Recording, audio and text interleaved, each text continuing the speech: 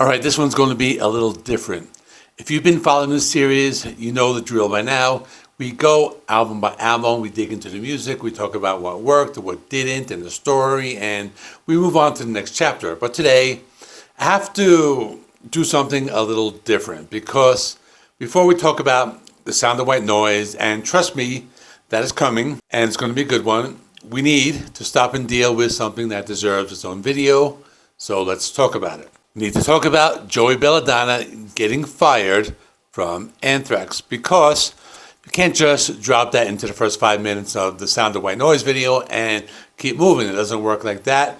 What happened to Joey in 1992 is a whole story for a whole video. It's complicated, it's messy, and depending on who you ask, it's a little bit painful. If you're going to understand what the Sound of White Noise is and why it sounds the way it sounds and why it matters, you have to understand what was lost to get there. So let's get into it. By 1992, Anthrax were facing one of the biggest decisions of their career. Now, I've been listening to this band since the late 80s, and I can tell you, from the outside looking in, you never would have seen this coming. These guys were on the top of the world. Among the living, had made them legends. State of Euphoria kept their momentum going, and Persistence of Time came out in 1990, and that was a serious record. It was a dark record, the band pushing itself into heavier, more complex territory. They were growing, and Joey was right there with them, delivering some of his best vocal performances. But behind the scenes, things were fraying, and they had been for a long time. Here's what actually went down. Joey Belladonna did not leave Anthrax. He was fired. It was a collective decision made by all four of the other members, Scott Ian, Charlie Benante, Frank Bello, and Dan Spitz. And it was driven by a combination of things that had been building for years. First issue was musical. By the early 90s, the landscape was shifting hard. Grunge was happening, alternative metal was happening, the clean, high tenor, melodic approach that Joey brought, that classic metal sound that always reminded me a little bit of Bruce Dickinson, that soaring quality, the band felt it no longer fit the direction they were heading.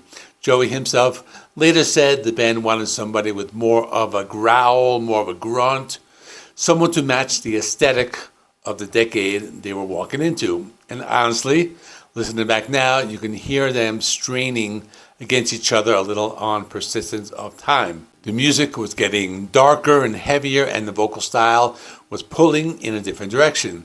The second issue was the songwriting process. Scott Ian, who wrote the bulk of the band's lyrics, has talked about hitting a wall during the Persistence of Time sessions. Specifically, he couldn't get the melodies and the emotional weight of what he was writing to come through what he heard in his head.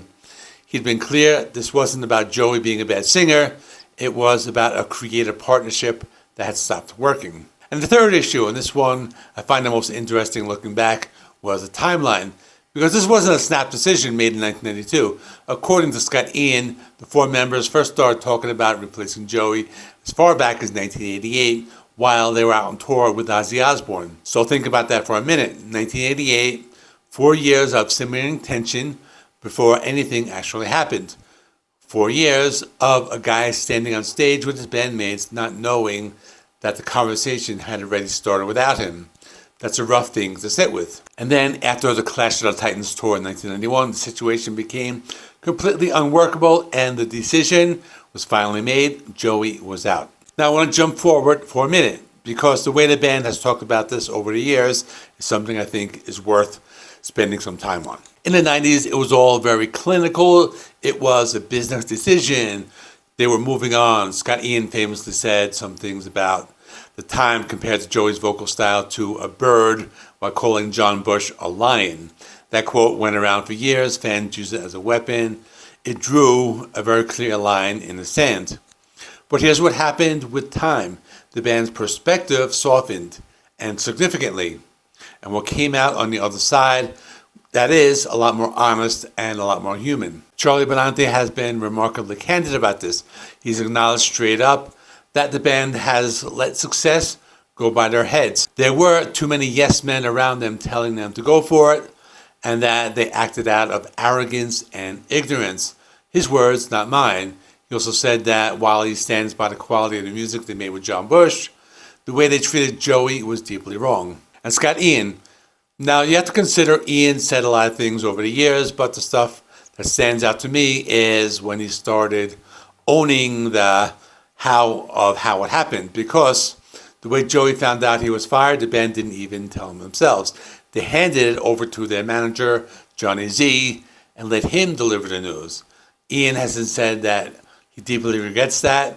It was a failure of leadership and, frankly, a failure of friendship. Scott Ian has also walked back on the Bird comment in a significant way. He said that the problem was never really Joey's capability. It was Ian's own anger and his inability at that time to communicate what he was actually feeling.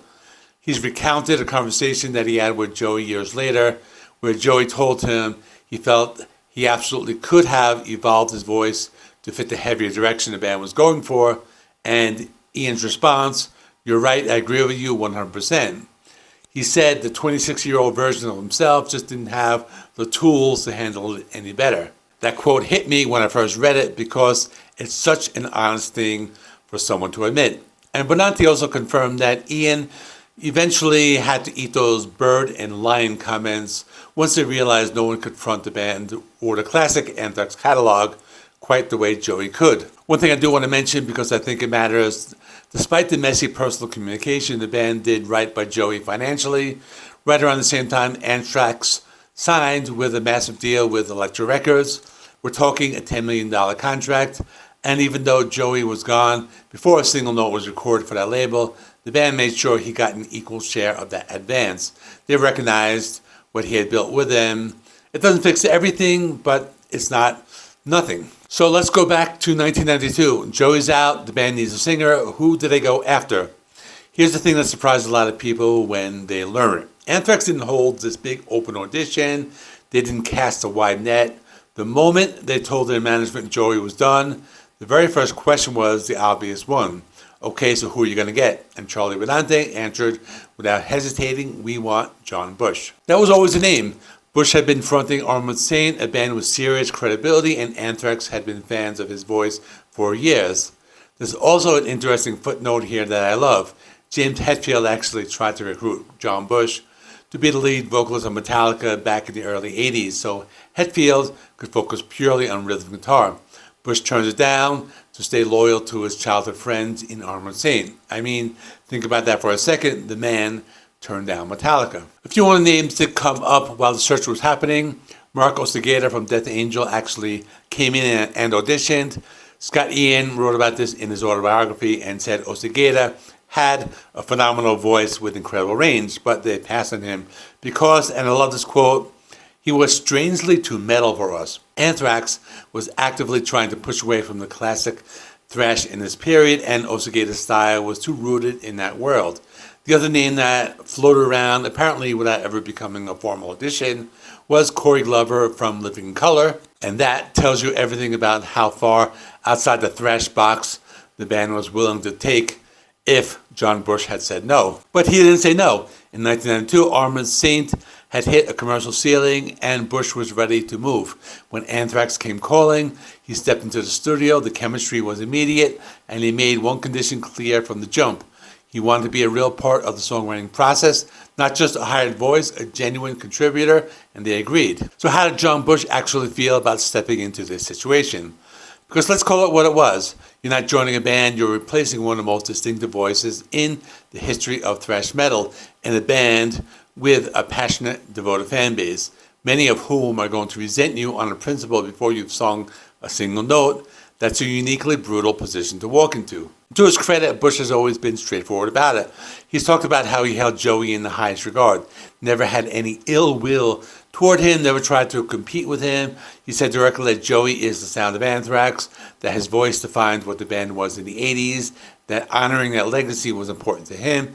That's a classic thing to say about a guy you're replacing. His approach was simple, and I think it was the right one. He didn't try to imitate Joey, didn't try to out-sing Joey. He just went out and sang from his gut, brought his own gritty baritone approach to the new darker material, and let the music make the argument. He said he knew a portion of the fan base would never accept him, no matter what, and he made peace with that early. He just put his head down, gave everything on stage every night, and focused on making the best records he could. And when the 2005 reunion discussions started happening, the initial proposal was apparently to have both Joey and John touring together at the same time, some kind of dual vocalist setup.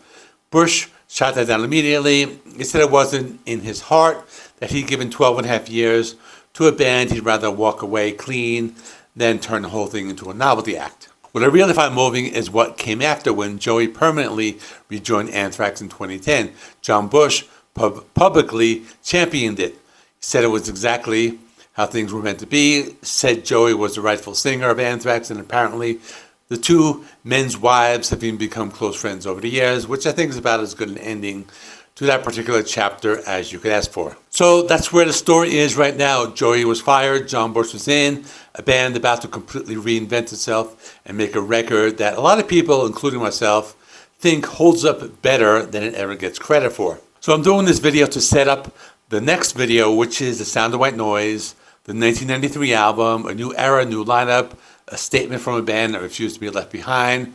We're going to dig into every track, talk about what changed, what carried over, and whether this thing still hits 30 plus years later. And I think it does, but I'll make that case next episode. So if you've been following the series, thank you. Check out the Anthrax playlist. I actually fixed the order. Somebody in the comments let me know that the order was backwards, so I tried to fix it. So hopefully it's in the right order now. So thanks for watching. Like and subscribe. Check out the other videos. And the next video will be Sound of White Noise coming soon. See you in the next one.